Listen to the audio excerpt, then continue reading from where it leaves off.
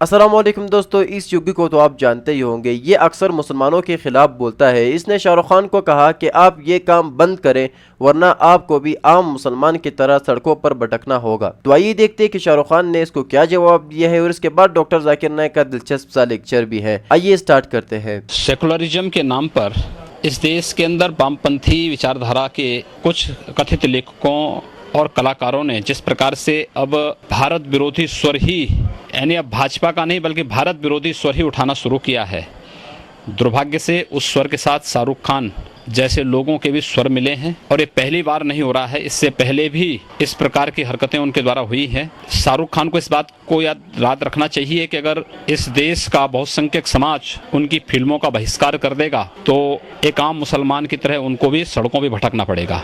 मुद्दों पर, तथ्यों पर बात होनी चाहिए।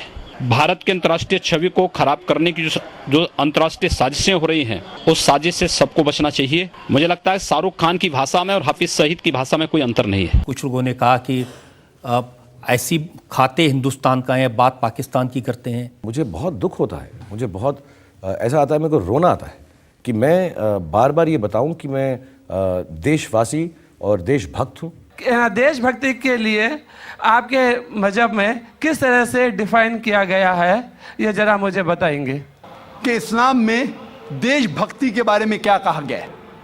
इस्लाम में कहा गया है कि सबसे पहले जो हमें बात मानना चाहिए वो हमारे खालिक की, बनाने वाले की, खुदा की, अल्लाह की। सबसे पहले अगर अल्लाह की बात से कोई दूसरी बात टकराती है तो उसे छोड़ देना चाहिए। जहां तक कि मैं हिंदुस्तानी हूं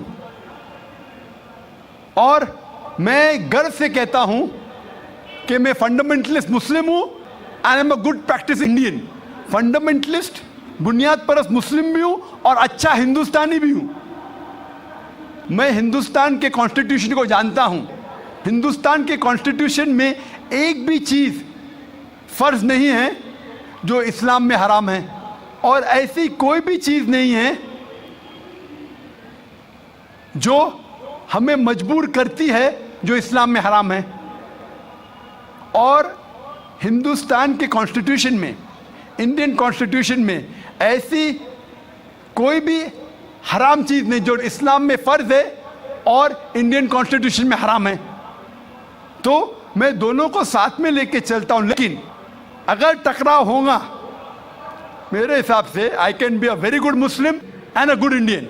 मैं अच्छा मुसलमान भी हूं और अच्छा हिंदुस्तानी भी हूं। लेकिन अगर आगे चल के, अभी तो कोई टकराव नहीं है, लेकिन अगर आप ऐसे देश में हैं जो देश का कानून अपने खालिक के कानून से टकराता है, तो खालिक का कानून ऊंचा है।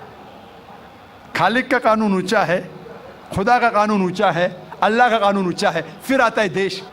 देश ने हमें, ठीक है, ये देश में हम जीते हैं, देश हमारे लिए फैसिलिटीज देता है, लेकिन हमें जान किसने दी? देश ने या खालिक ने? खुदा ने दी। ये हवा जो है, ये हवा के बिना 5 मिनट भी आप जिंदा नहीं रह पाएंगे। कितना? 5 मिनट भी नहीं जिंदा रह पाएंगे। किसने दी? देश ने या अल्लाह ने? खुदा ने। देश ने भी हमारे लिए अच्छे काम किए। मैं देश के खिलाफ नहीं हूँ, मैं भी देशभक्त हूँ। देशभक्त के मानी क्या? अगर आप बोलते देशभक्त मतलब देश की इबादत करना, तो मैं देशभक्त नहीं हूं। अगर देश की तरक्की चाहता हूं, हाँ मैं हूं देशभक्त। तो देशभक्त की मानी क्या इंपॉर्टेंट है। अगर देशभक्त मतलब देश की इबादत करना, तो ये गलत है। इबादत सिर्फ मैं खालिक की करता हूं, अल्लाह की करता हूं, खुदा की करता हूं। लेकिन देश की भलाई चाहता हूं।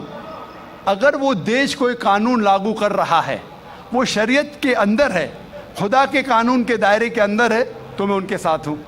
कई चीजें इस्लाम में मुबाह है, ऑप्शनल है, और अगर देश उसे कहता है कि करो, तो मैं करूंगा।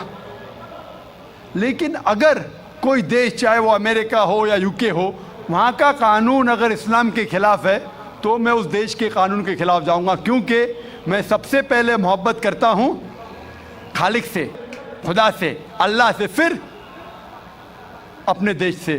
तो जहां तक के देश का कानून खालिक के कानून से नहीं टकराता है, हमें उस कानून पे अमल करना चाहिए। और मेरे नज़रिए से एक भी हिंदुस्तान का कानून मुझे मजबूर नहीं करता इस्लाम के खिलाफ। इसीलिए मैं कहता हूँ I am a very good practising Muslim, fundamentalist Muslim, at the same time a very good practising Indian. भाई साहब ने एक सवाल पूछा है कि वो कई बार मेरे प्रोग्राम सुनते हैं टेलीविज़न पे और कहा है कि एक इलाका है जहाँ कई मुसलमान स्कूल है लेकिन वहाँ वंदे मातरम नहीं पढ़ाया जाता है, हिंदी नहीं पढ़ाया जाता है, क्या ये सही है? और आपके मज़हब में, इस्लाम में देशभक्ति के बारे में क्या कहा गया है? पहला सवाल कि मुस्लिम स्कूल में वंदे मातरम क्यों नहीं कहा जाता? हमें ये देखना चाहिए कि कोई भी गाना या कोई भी चीज़ आप कहते हैं उसकी मानी क्या है। आप जब वंदे मातरम पढ़ते हैं उसकी मानी है कि हम सिजदा करते हैं इस देश जो हमारी माता है, ऐसे कहा जाता है, और हम इसकी पूजा करते हैं। ये हमारे लिए शिर्क है, शिर्क है इस्लाम में और गलत है हिंदुइज्म में भी। हिंदुइज्म में भी आपको इबादत सिर्फ करना चाहिए एक खुदा की, धरती की नहीं। तो हिंदुइज्म में भी गलत है, क्रिश्चियनिटी में भी गलत है, इस्लाम में ही गलत है। लेकिन आम हिंदू अपने मज़हब को नहीं जानते, अपनी मजहबी किताबें नहीं पढ़े हैं, इसीलिए कोई भी आप गाना गाते हैं अगर उसके मानी खुदा के ख़िलाफ़ है, अल्लाह सुब्हाना व तआला के ख़िलाफ़ है, भगवान के ख़िलाफ़ है, तो ऐसा गाना गाना गलत है। आपने मुझे शुरुआत में नमस्ते कहा, नमस्ते, नमस्ते के क्या मानी है भाई साहब, आप बोल सकते हैं? नहीं पता क्या मानी है? माइक्रोफोन ऑन कीजिए ज़रा भाई साहब का।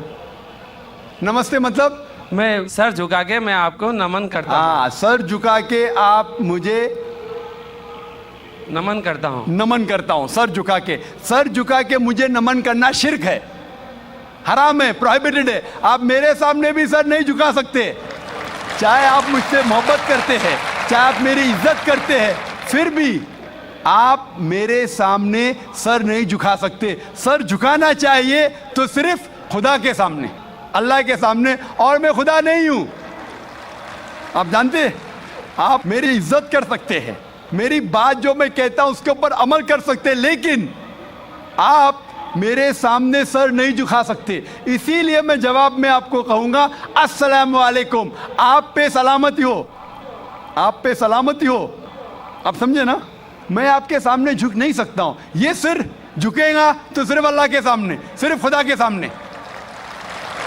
तो आपने बड़प्पन में मुझे कहा, लेकिन अगर गलत चीज कहा तो मैं वापस से जवाब नहीं दे सकता हूं, क्योंकि मैं जानता हूं जो लोग नहीं जानते वो ऐसे हरकत कर सकते हैं। मिसाल के तौर पे 1 महीना पहले मैं जब बॉम्बे एयरपोर्ट पे था तो एक औरत, हिंदू खातून, मुझे पूछी कि आप डॉक्टर जाकिर नाइक है? आयु डॉक्टर जाकिर नाइक? मैंने कहा जी हाँ। ओ, मैं आपका रोज प्रोग्राम देखती हूँ, मैं दुबई से 25 साल के बाद बम्बई में आ रही हूँ, 25 साल के बाद हिंदुस्तान में आ रही हूँ। उसके सिर पे टीका था, हिंदू औरत थी, बोलती मैं आपके प्रोग्राम देखती हूँ और बहुत अल्हम्दुलिल्लाह तारीफ़ करने लगी, सारी तारीफ़ अल्लाह की है, मैं कुछ भी नहीं हूँ।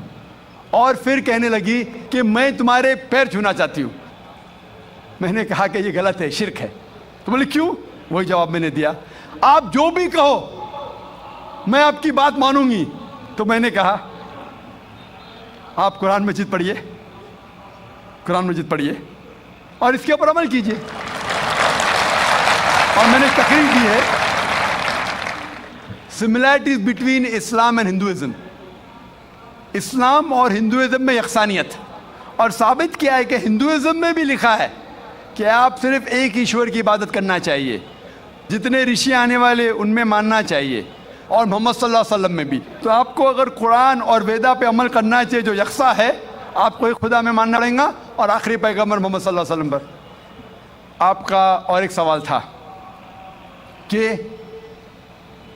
हिंदी क्यों नहीं पढ़ाई जाती है, हिंदी मुस्लिम स्कूल में क्यों नहीं पढ़ाई जाती है? कुछ स्कूल में हो सकता है, लेकिन मेरे हिसाब से अक्सर स्कूल में हिंदुस्तान में हिंदी पढ़ाई जाती। जो स्कूल मैंने कायम किया हूं, इस्लामिक इंटरनेशनल स्कूल, उसमें भी हिंदी पढ़ाई जाती है।